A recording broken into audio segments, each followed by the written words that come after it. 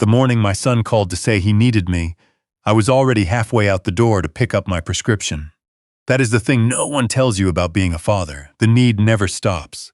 It just changes shape. He said the restaurant was bleeding money. Said his partner had walked out 3 weeks before Thanksgiving, taken half the kitchen staff, and somehow the liquor license. He needed $40,000 to keep the doors open through December. He needed it quiet. He needed it fast. I wired it the same afternoon. I did not tell my wife. She had been gone 11 years by then, and I had learned to make those kinds of decisions alone.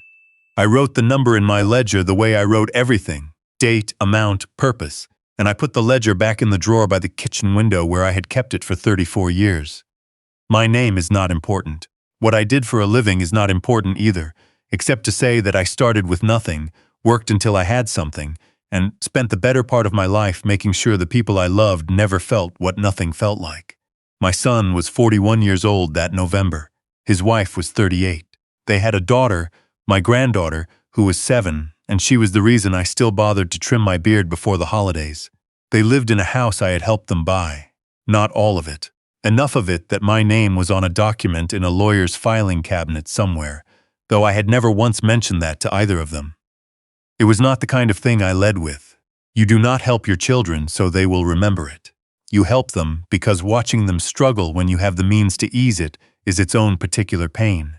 The 40,000 was not the first time, it was not even the 5th. But I am getting ahead of myself. The drive to their house on Christmas Eve took me 3.5 hours, not because of traffic but because of ice. Temperature had dropped 17 degrees in the span of one afternoon. By the time I crossed into their county, the roads had gone glassy and my wipers were doing their best against a freezing mist that could not decide if it wanted to be rain or sleet. My knee had been aching since Roanoke. The old injury, a torn meniscus I had never properly rehabilitated because I had been too busy working when it happened, flared up every time the barometric pressure dropped, and it had been dropping for 2 days. I had the heat on. I want to be clear about that. I know how these things get told afterward, the details that become symbols. I was not driving through a blizzard in a broken-down truck with no heat to prove a point. I was driving in difficult conditions in a reliable car because I had promised my granddaughter I would be there when she woke up Christmas morning, and I do not break promises to 7-year-olds. I had her gift in the back seat, a wooden art set, the serious kind with real colored pencils and a small canvas board and a little folding easel that was not a toy. She had told me in October that she wanted to be an artist, not in the way children say things, in the way that lands. I had the radio off. I find that when conditions are bad, silence helps me think, and thinking is what keeps you on the road.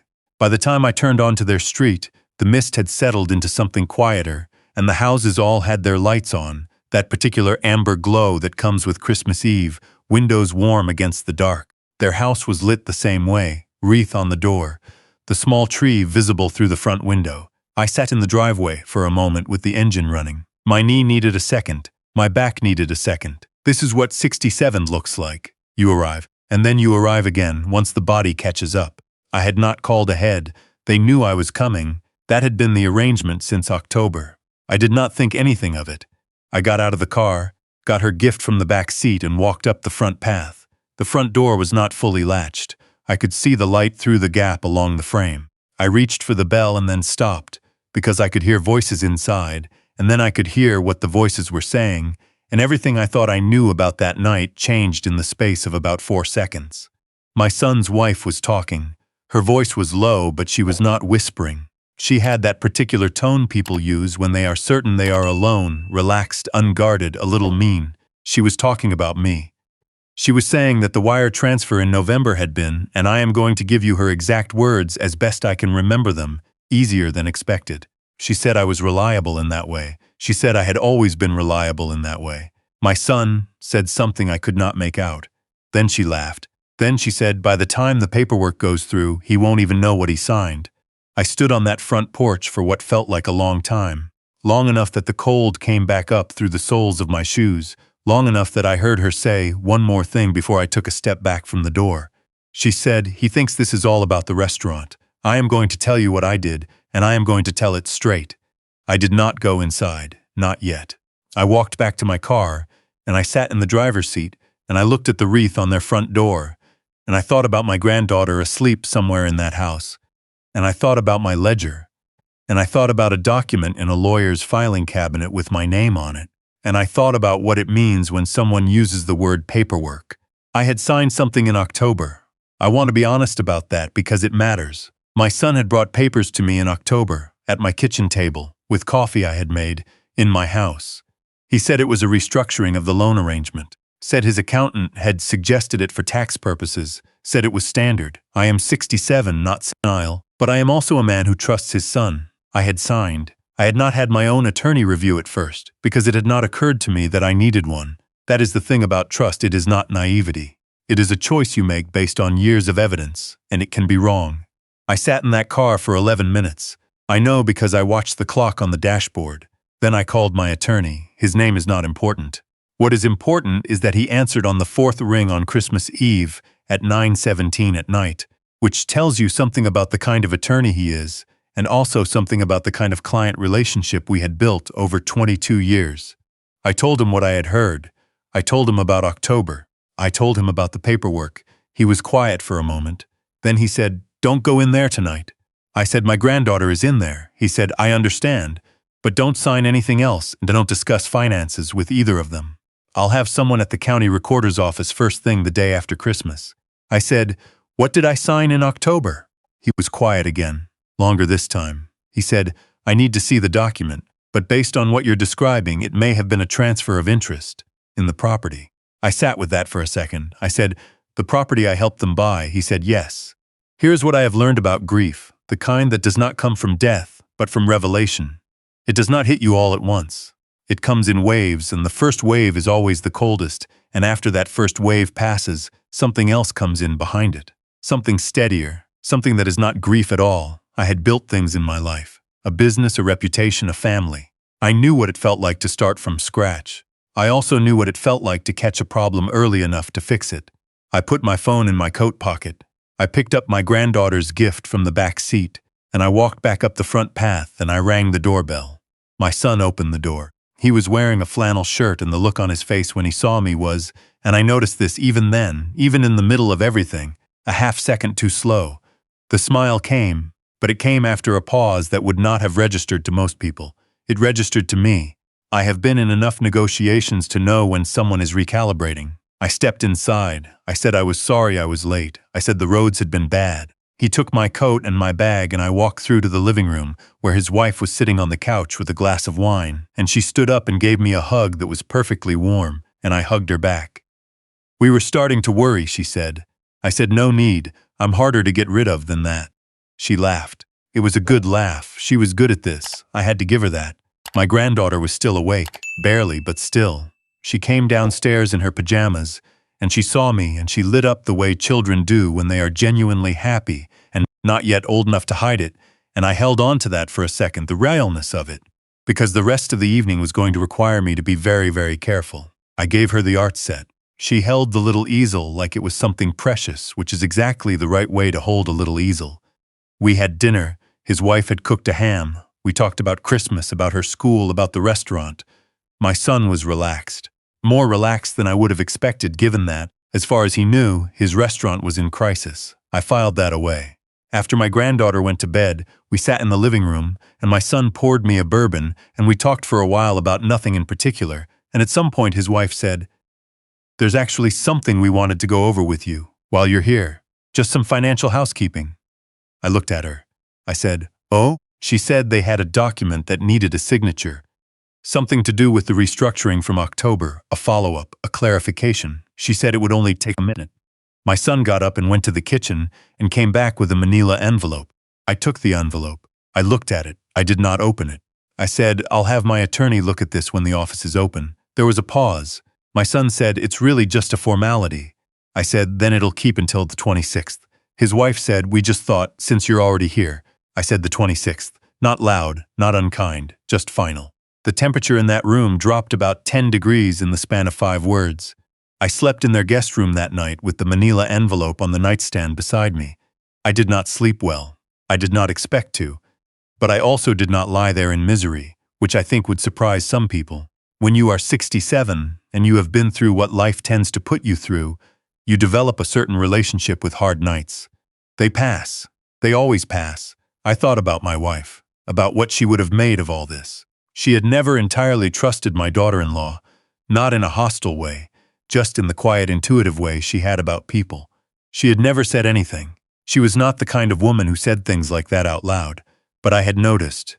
I thought about the $40,000, about all the amounts before it, about a number I had never actually added up because I had not wanted to know it.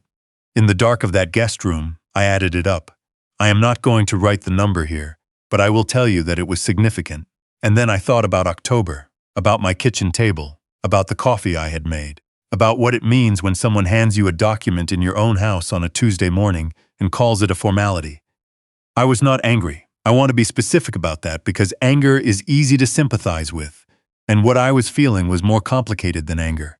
I was something closer to clear, the kind of clear that comes when you have been looking at something through fog for a long time, and the fog lifts and you realize the shape of what was always there. I knew what I had to do. I had known since the car. The morning after Christmas, my son and his wife slept late. My granddaughter did not.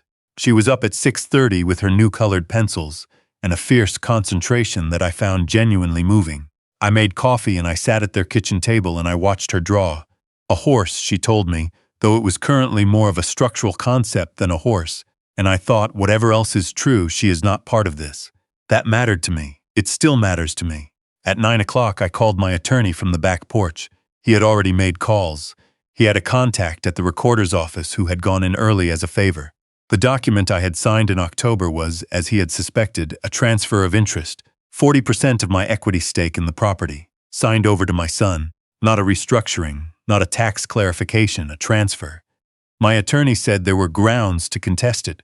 He said the framing of the document, the way it had been presented to me, the language used, the context of the signing, constituted potential misrepresentation. He said we had options. I said, what's the fastest one? He said fastest and cleanest is a voluntary reversal. If he signs it back over, no court involvement, done. I said, and if he won't? He said, then we go the other route. It'll take longer, but we'll get there. I said, get the reversal paperwork ready. My son came downstairs at 10:15. His wife was not with him. I heard the shower running upstairs. I was sitting in the living room with my coffee. I had the manila envelope on the cushion beside me, still sealed. He said, good morning. He said he had slept well. He looked rested in the way that people look rested when they believe things are proceeding according to plan. I said, sit down. He sat. I said, I need you to tell me what you and your wife talked about before I got here on Christmas Eve. He did not say anything for a second. Then he said, what do you mean? I said, I was on the porch for a few minutes before I rang the bell. The door wasn't latched. Something shifted in his face, very small. But I have been watching his face for 41 years, he said. Dad, I said, the document I signed in October. Your attorney drafted it. I'd like to understand why you didn't tell me what it was. He was quiet. I said, take your time. He said, it's complicated. I said, I have all morning. What came out over the next 40 minutes was not, in the end, surprising. That is the thing about clarity. Once you have it, the details just fill in a shape you already knew. The restaurant was genuinely struggling. That part was true. But the 40,000 had not all gone to the restaurant. Some of it, he could not give me a specific number, which told me it was a number he was ashamed of, had gone to cover personal debt, his wife's credit cards, a second car they had bought in the summer and told no one about. The October document had been her idea. He said that, and I believe he meant it, though I also know that a man who goes along with something is not innocent of it just because it started with someone else. The plan, as best I could piece it together, was this.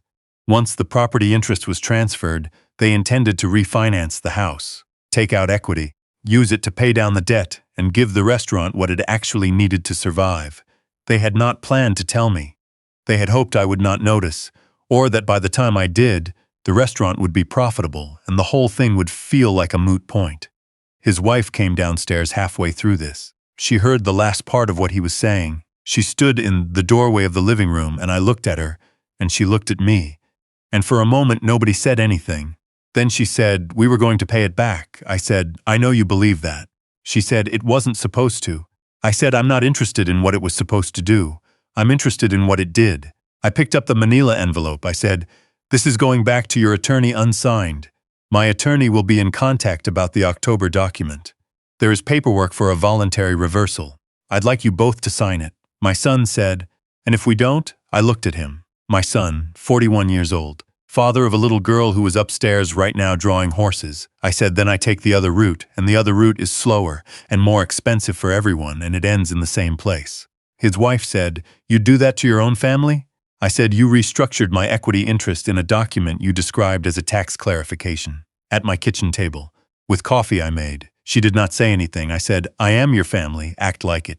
They signed the reversal on the 28th. My attorney filed it the same day. I did not cut off my son. I want to be clear about that too, because these stories tend to end in total rupture, and I do not think total rupture is always the honest ending. I reduced my financial involvement significantly. I told him I would not be funding the restaurant further, that if he wanted to find other investors or close it or sell it, those were his options, and I would support whichever he chose as a father, not as a bank. His wife and I have a different relationship now. Cooler, more honest in a strange way. She knows I know. I know she knows I know. We are polite at my granddaughter's birthday parties, and we do not have long conversations. My granddaughter still draws horses. They are getting better. Last month she showed me one that actually looked like a horse, recognizably, with a mane and everything, and I told her it was excellent, which it was. I had her art set framed, not the whole thing, just the first drawing she made with it, the structural concept from Christmas morning. And I put it on the wall in my kitchen, next to the window where I keep the ledger. I do not write in the ledger the way I used to. The columns are the same. The handwriting is the same. But I read it differently now. I read it knowing what each number cost, not just in money but in what it assumed about the people I gave it to. That is not bitterness. I want to be careful about the difference. Bitterness is when you let what happened make you smaller. What I am describing is something else, a recalibration, a decision to love my family clearly instead of blindly, which is harder and also, I think, more real. My granddaughter is 8 now. She asked me last week why I always sit by the window when I visit. I told her the light was good there. She accepted that without question, the way children accept things when they trust you, and went back to her drawing. That is enough. That has always been enough. I just had to learn to see it without everything else in the way.